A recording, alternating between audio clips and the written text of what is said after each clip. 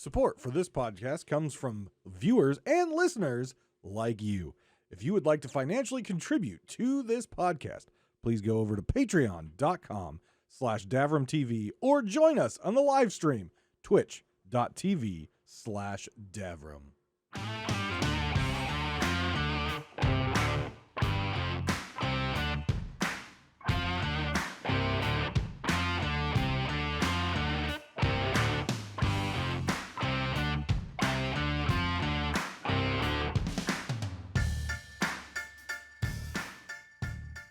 Welcome to Pirate Talk Radio, your podcast for Sea of Thieves news. There's always something to talk about, whether it be patch notes, whether it be bugs, whether it be exploits, whether it be cosmetics that personally I find beautiful but ugly at the same time. Sit back, relax, and enjoy the show.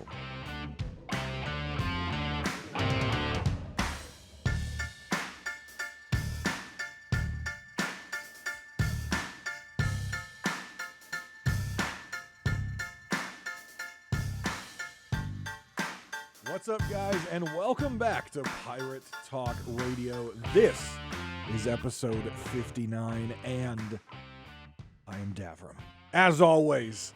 And I apologize, this episode is coming out a little later than normal. Work has been extremely crazy. I have had very little time to myself aside from my stream, so I apologize. This podcast is coming out about a week later than it is, and the schedule doesn't slow down because next week I'm traveling to see one of my best friends graduate the Marine Academy. So something that I'm not going to miss, but I am going to have an episode ready for next week. I carved out a little bit of time this weekend, and so I'm going to get this episode out. And then we'll have another episode next week. So don't worry, episode 60 will not be another week or so delayed as I'm traveling. So decent amount of things going on in Sea of Thieves right now. I'm not going to talk too much about the most recent patch that just went out. A lot of that will be in the next episode. Episode 60. So stay tuned if you want my thoughts on the patch that just released. There's definitely some unexpected bugs that have been introduced. So we'll definitely dive into that next week. So make sure you're following and all that stuff on all the different media versions to get that. But as far as this week, right now, as of the moment of this recording, we've got Twitch drops going on. Twitch drops started again on Friday, January 21st, and they will go 21st, 22nd, 23rd, and 24th. You will need to tune in for at least 20 to 30 minutes to a Sea of Thieves partner on Twitch and watch. And you should, if you have your account linked with Sea of Thieves through Twitch, you will be able to then go up to the upper right-hand corner, click your profile, go down to drops, and you should have a claim option. Once you click that claim option, it is in your account, and it'll show up in-game within 72 hours. It's usually pretty quick, but give it up to 72 hours before you start panicking. Again, these drops, as Sea of Thieves has done them for a very long time, you need to get them in the 24-hour window that they are dropping. So on the 21st, which is already passed, that is the Twilight Hunter hat. Today, the 22nd, is the Twilight Hunter gloves. Sunday, January 23rd is the flirt emote.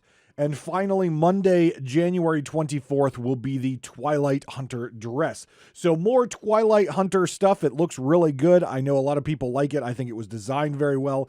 I know we've got, I know it's got recoloring and things like that. I get it, but it does look very nice. And I know some people are really enjoying it. And to get you ready for Valentine's Day, even though I'm going to be spending Valentine's Day alone and single and, no dates. By the way, I'm single. You can hit me up on Twitter. I don't discriminate. Kidding. I am single though, but oh God. what I allow this show to devolve into sometimes. Jesus. You get the flirt emote so you can get into the Sea of Thieves and flirt with your crush on the seas, or maybe find a new crush. Maybe find someone special in Sea of Thieves. I know Sea of Thieves and I know games in general has brought relationships together, and it's really cool. So yeah, that's what the freebies you can get right now. And so make sure you check them out. If you miss them, I'm sorry, they're gone forever. So if you've already missed those particular things, you might have to wait till they bring them back up again. But for now, if you don't get them, they are gone forever. Last week we talked and I gave you my seasonal rankings. I broke down and tossed out the first ever Pirate Talk Radio Awards of 2021 to Sea of Thieves. I'm not the only one who did this, however. There is a community-driven organization. You can check them out at merfolkslullaby.com. That's merfolkslullaby.com. The link will be in the description. And they also passed out awards, and these awards were voted on by the community themselves.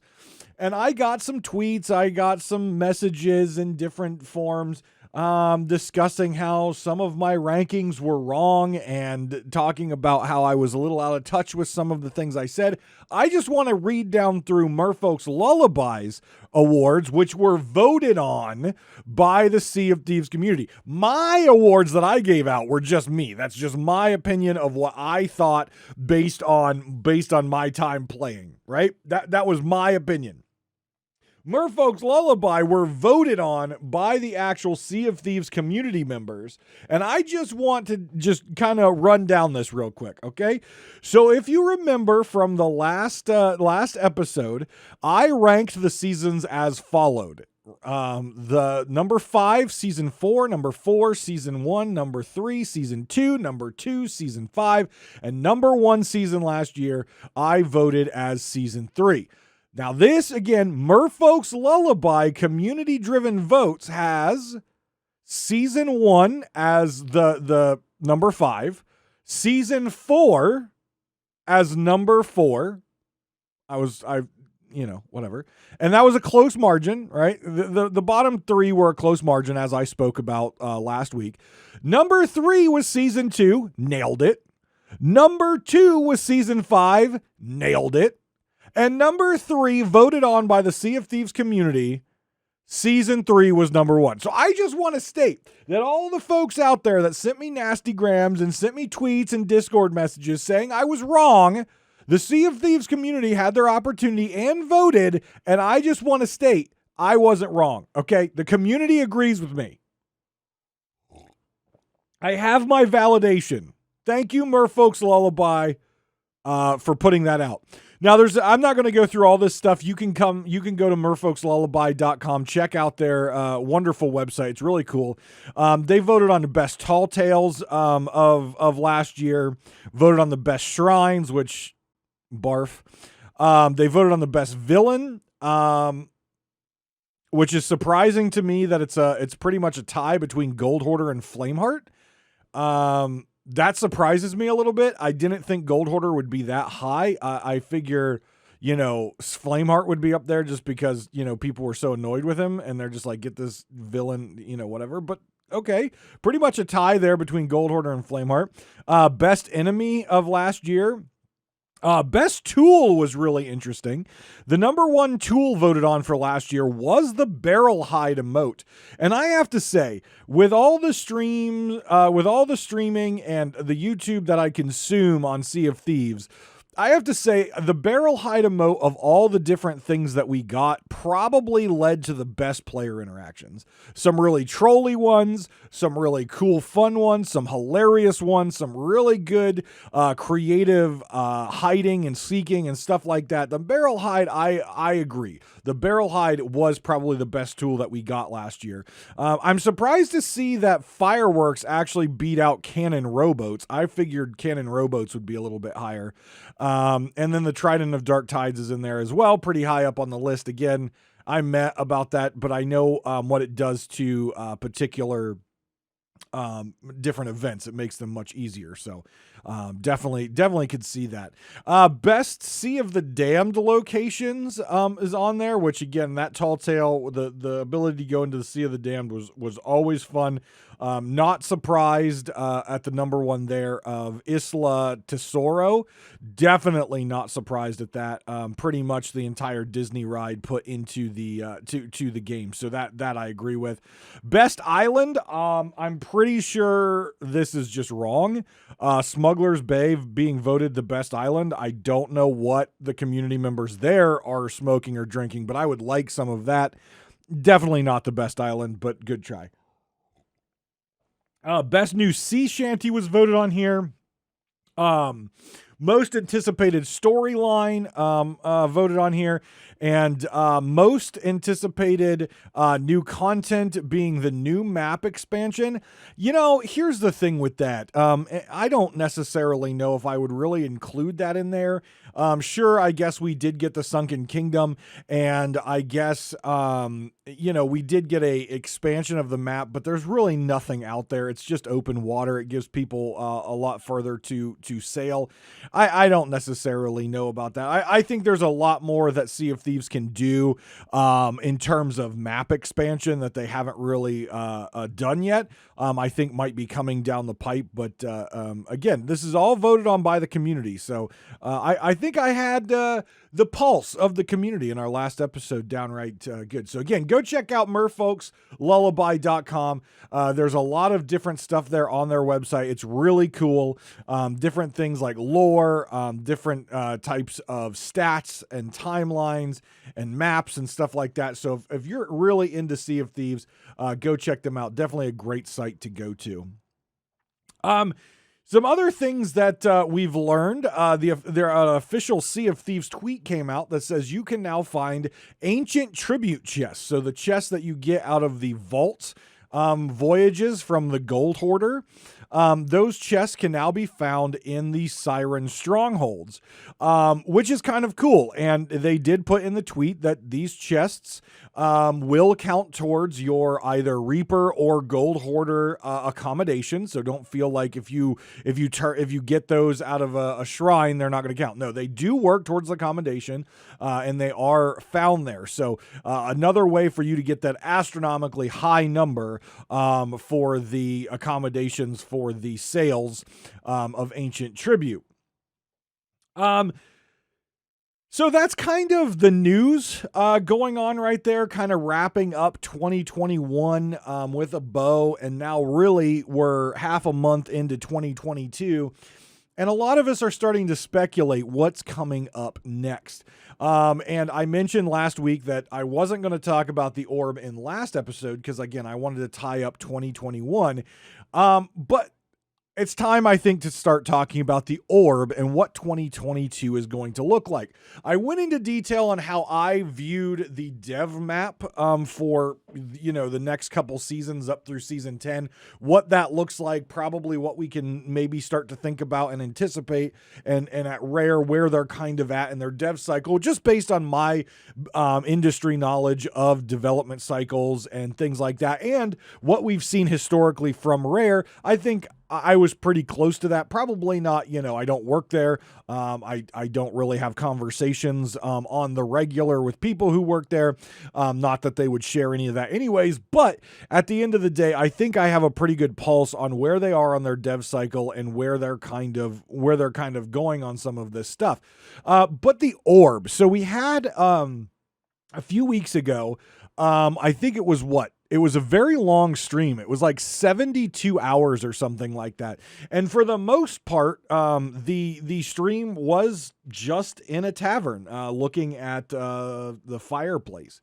But throughout the stream, we got different clues and hints and voices and images and videos of the of specifically Flameheart Jr., which is a name that people have thrown around for years now. There is a book, his journal, I think it's Tales of the Sea of Thieves. It's sitting over there on my shelf. I can't remember, but it's the journal of Flameheart Jr. Obviously, we've had Flameheart Sr. Up in the sky yelling at us for quite some time. But there's always this name that has circulated of Flameheart Jr., Flameheart's son.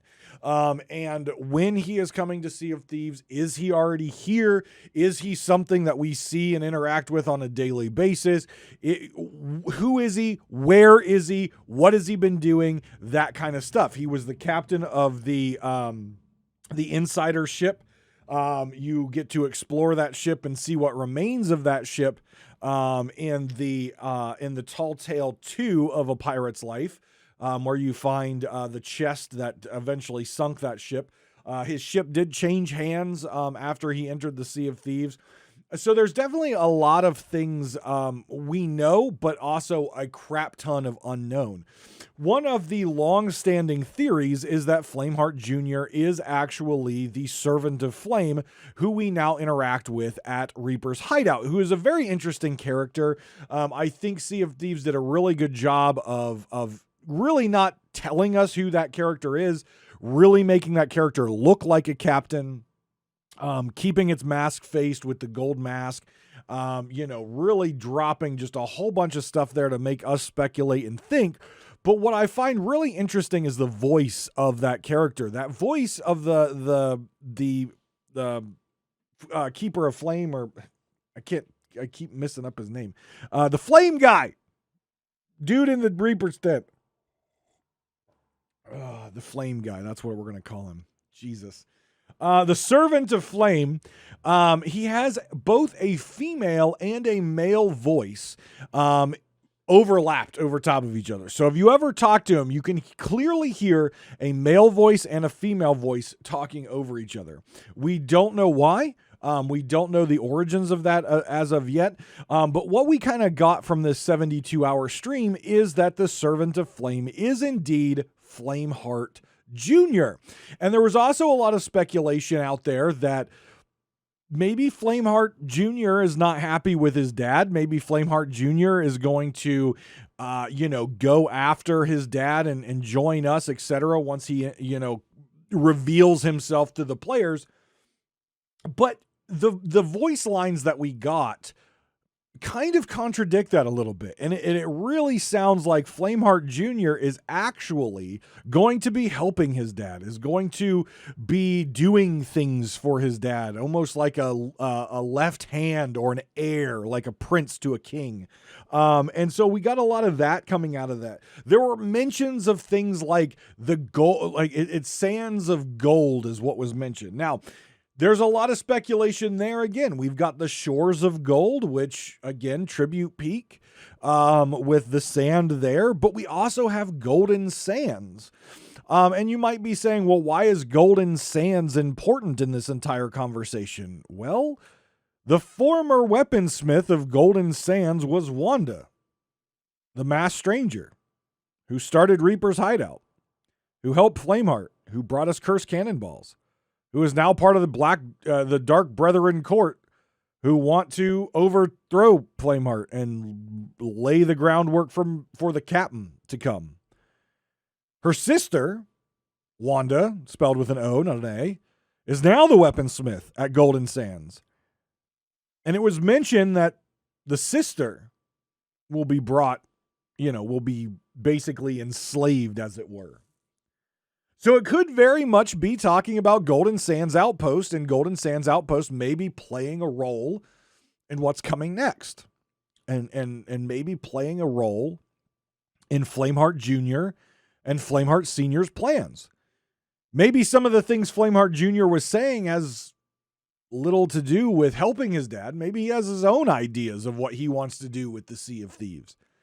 That's the beautiful thing about this game, and the beautiful thing about the lore of the game is Mike Chapman and his team, they give you breadcrumbs.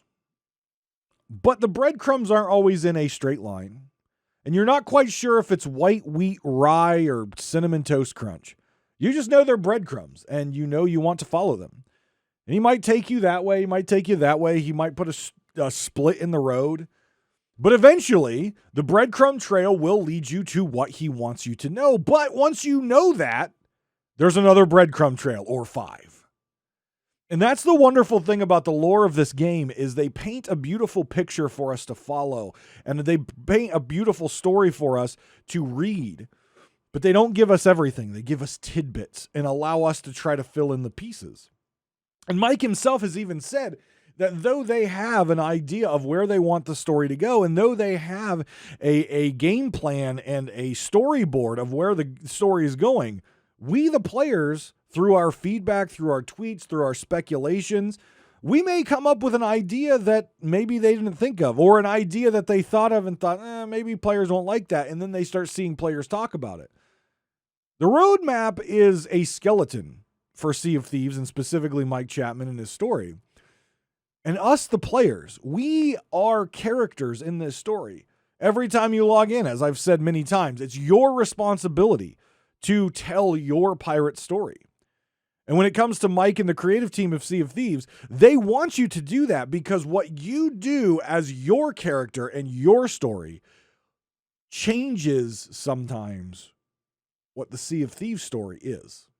And that's such a wonderful thing, right? So many games out there, and the big one I'm thinking about right now, World of Warcraft, they don't just spoon feed you the story. They literally tie you down and stuff your face with the story that they want you to experience. And sure, maybe based on player feedback, they may tweak something a little bit to the left or a little bit to the right, but they don't change course. They have the story that they want you to ingest, and they're going to stuff it down your throat.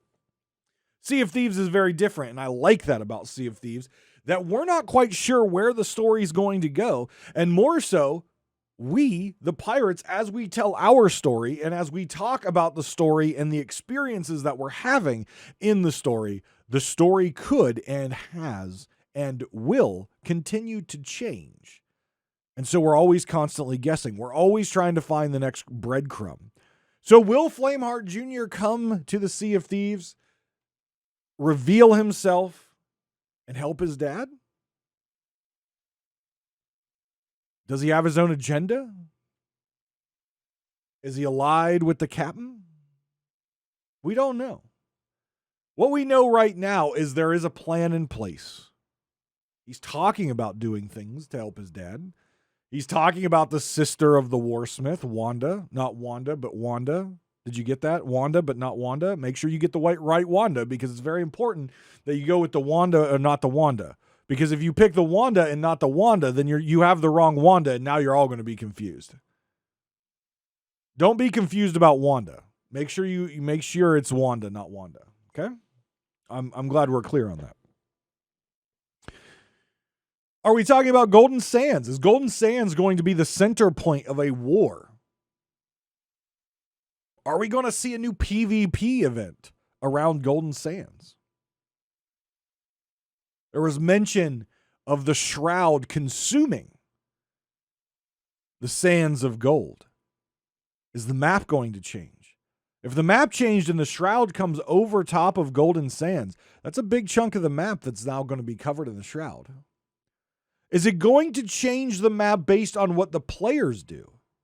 Is there going to be a new event where we, the players, actually get to fight back the forces of the Flamehearts, or maybe just Flameheart Jr., in order to release Golden Sands from the shroud, and then it can be an outpost we can use for a limited time until the shroud creeps back in and it becomes a deadly place to go where the forces of the Flamehearts will attack you if you're there.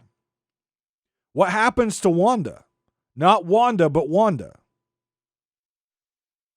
Is she going to be in trouble? Are we going to have to go save her?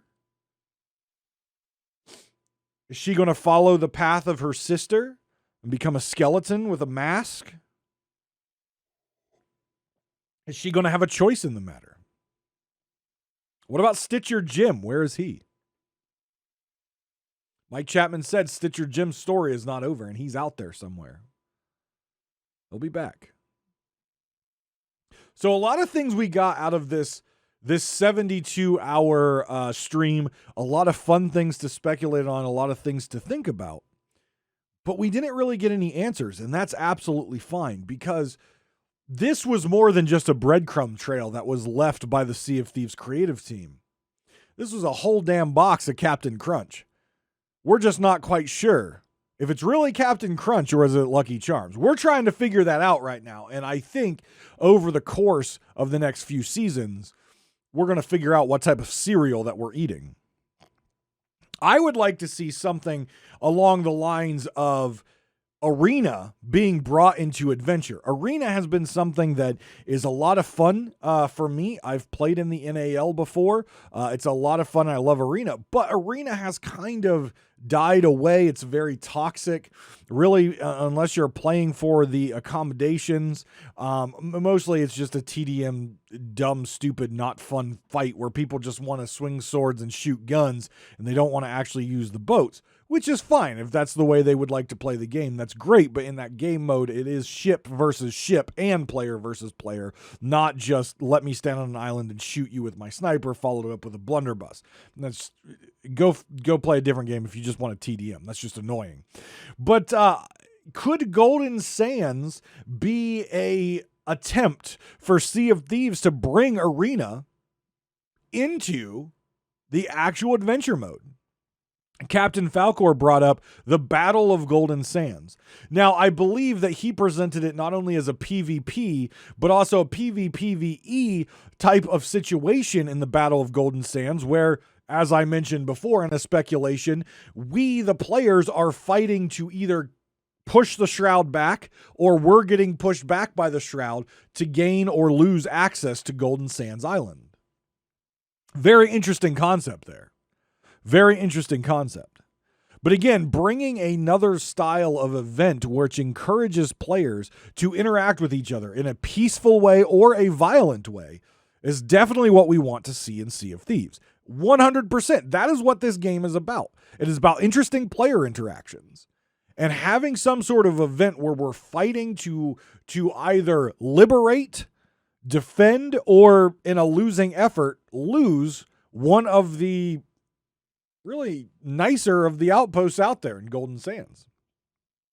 It would be really cool to see some sort of arena combat system, arena achievement system, somehow bring arena into adventure mode, where players can have that experience in adventure.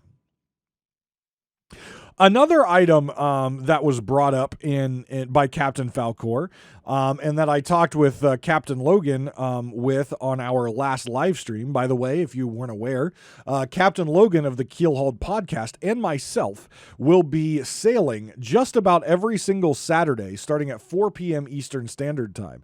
I haven't streamed Sea of Thieves for a while, and Logan and I kind of talked it over, and he hasn't been so much on the streaming boat for a while either. So we thought it was a great opportunity. Two lovers of Sea of Thieves who have two relatively different approaches to content to kind of join forces for a few hours each week for our different communities and viewers. So if you would like to check that out, you can come over to twitch.tv/Davrim every Saturday, 4 p.m. Eastern Standard Time. Now, again, I'll be traveling next Saturday, so that stream will not happen next Saturday, but you'll always be able to see my schedule on my channel, so you can see when those are happening with me and Logan. It's a lot of fun, and we just chill and we talk about Sea of Thieves. We get a lot of questions from folks.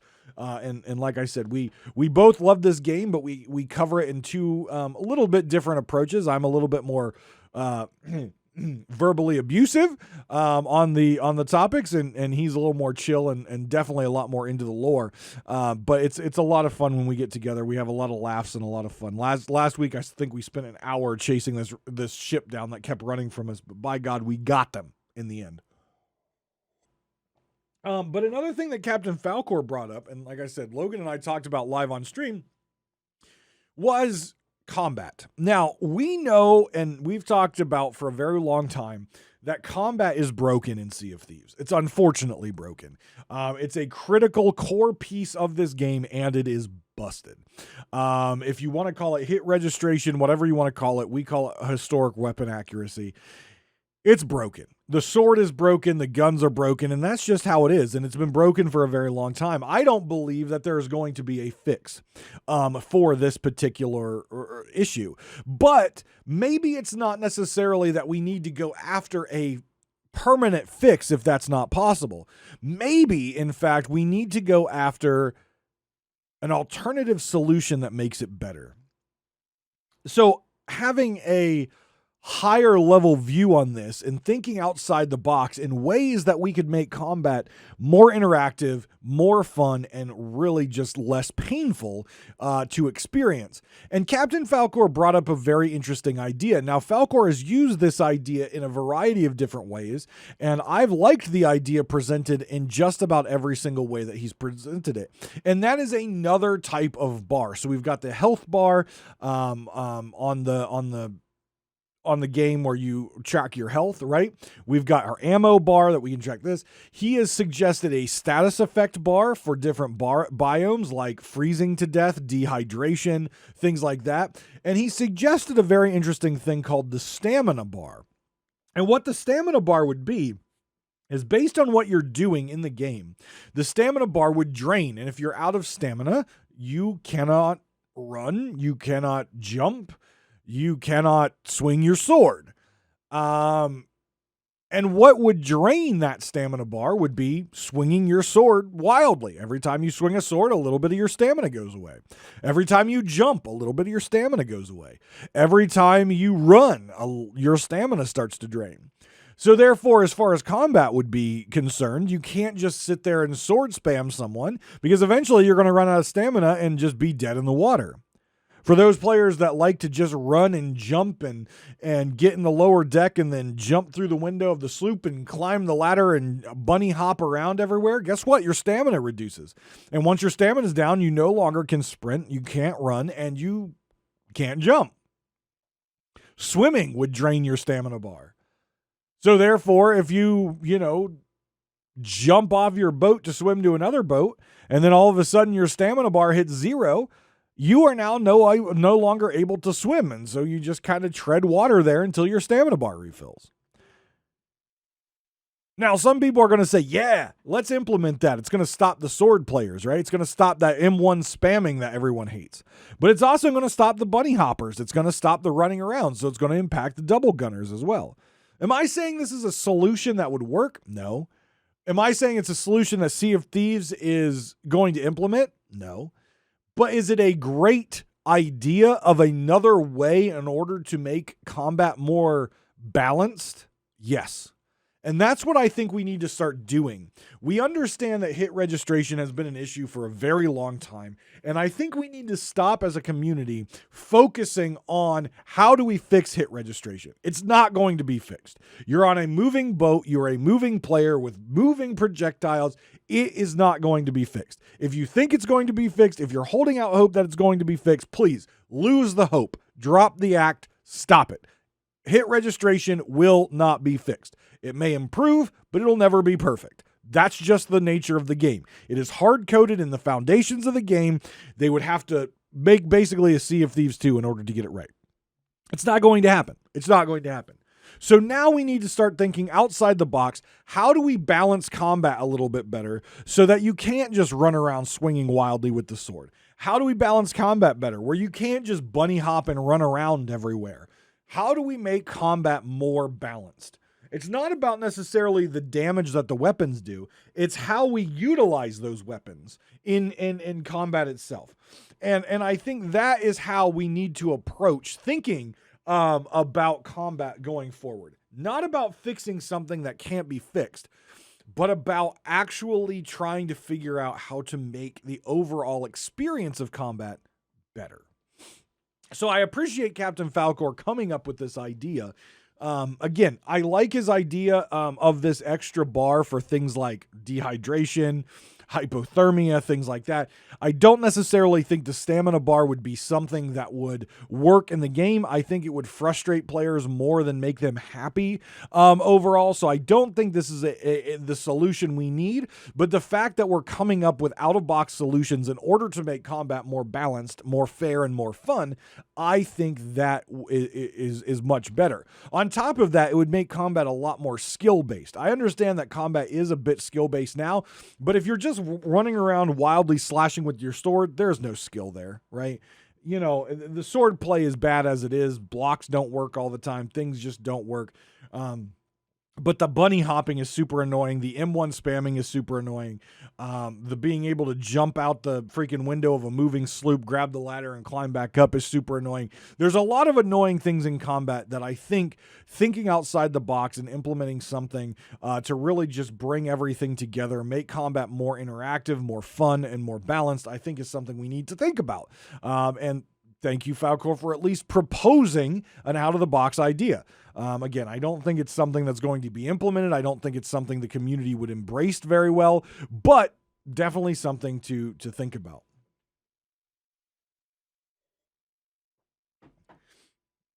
A fun fact that I found on Twitter, for those of you who enjoy the buried treasure. Now, again, I am still struggling. I have yet to find a buried treasure map from a player. I keep finding them from NPCs, and I really think Sea of Thieves needs to take a look at that system and bring the buried treasure to a more cross-realm system where we can, you know, dig up treasure from other servers. I don't know how possible that is. I don't know how the cross-server functionality works on that. But the fact that it's a really cool new feature and we're, you know, a month into having it, and there are no player maps out there. I'm sure there are some, but I've logged in for several hours this season playing, and I have yet to find a player's map. And that's very disappointing to me. Very disappointing. But if you do enjoy burying treasure, there's a few things that I've found out. One, there are locations in the Pirate Legend hideout that you can bury treasure. Troll. Two, there is one location, I challenge you to find it, on the Arena Island or the Sea Dog's Spire or the Sea Dog Tavern, whatever you want to call it, right in the center of the map. There is a location there that you can also bury treasure. There you go. There are your challenges. There you go. If you find those two locations where you can bury treasure in the Pirate Legend hideout and where you can bury treasure on the Arena Island, make sure you hit me up on Twitter or in the Discord or email the show and tell me that you found it and send me a screenshot of you burying treasure there. I don't want you to just sit there and send me a picture of someone else's treasure.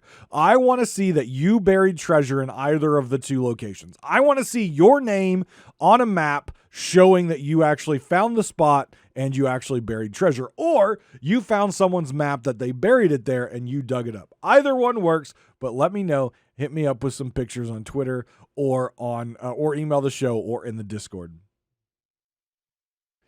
The next piece of big news that came up just recently,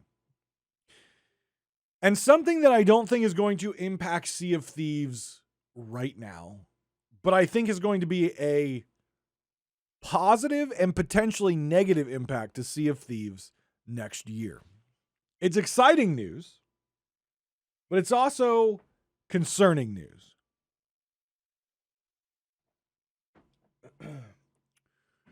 Microsoft and Xbox purchased, or are in the process of purchasing, Activision Blizzard.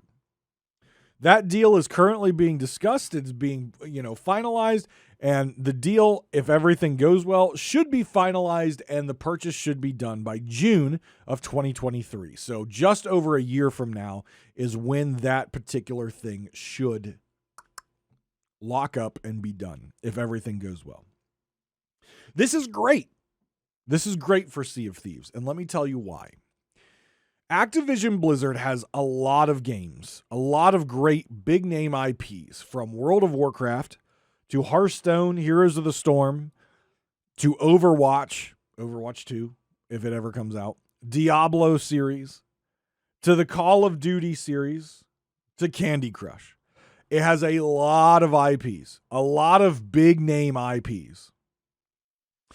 And what does that mean for Sea of Thieves? Well, let me tell you what it means for Sea of Thieves. As we all know,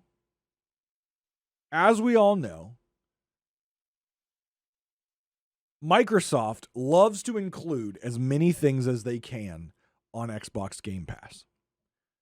It's one of the reasons why Sea of Thieves has stayed and continues to be popular on the Xbox platform, because Game Pass is by far the best deal in gaming out there. You play a very small amount of money each and every month in order to have access to hundreds of games at your fingertips, both on PC and on the Xbox. And now we're adding games like Call of Duty, World of Warcraft, which has already started. There were some leaks not too long ago that they were working on porting World of Warcraft over to console as is. Now, with Xbox purchasing Activision Blizzard, now there's going to be a huge drive to get that port done. Why? World of Warcraft's not going to be on PlayStation. World of Warcraft is not going to be on the Switch. World of Warcraft is not going to be on your mobile device. World of Warcraft will be on the Xbox and on the PC.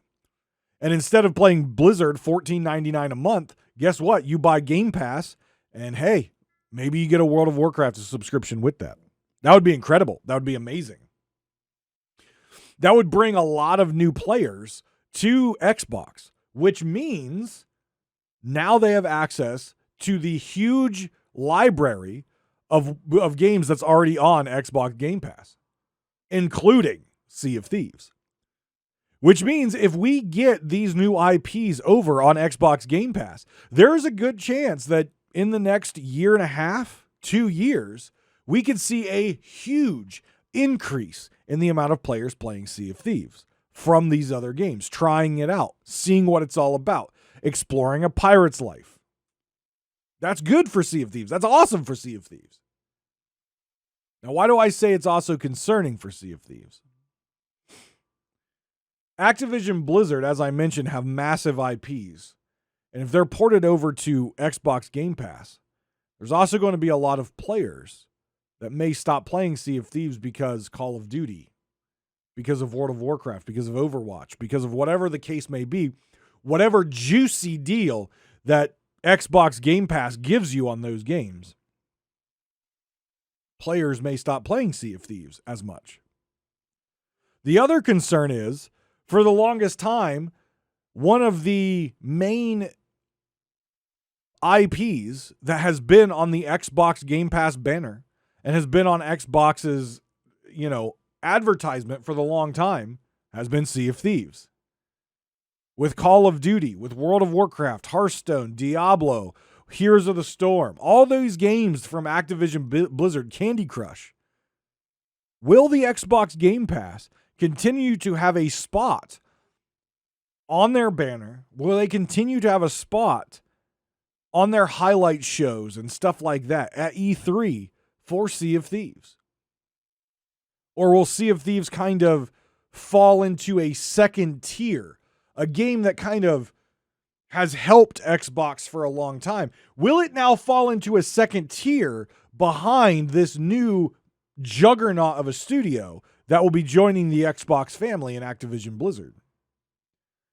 I mean, do you want to see, for me, I would love to see Ramsey and those characters, a Gold Hoarder and all that, always on the banner for the Xbox Game Pass and at E3. But now you've got Thrall.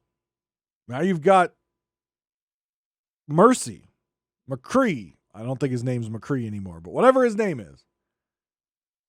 You now have Diablo, Lilith.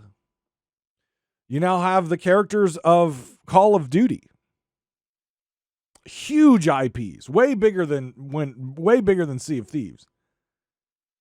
Will those characters and will those images now take center stage on the Xbox Game Pass banner and on the Xbox Game Pass, marketing stuff? If that's the case, that will hurt Sea of Thieves. Sea of Thieves is far from a perfect game, as we all know.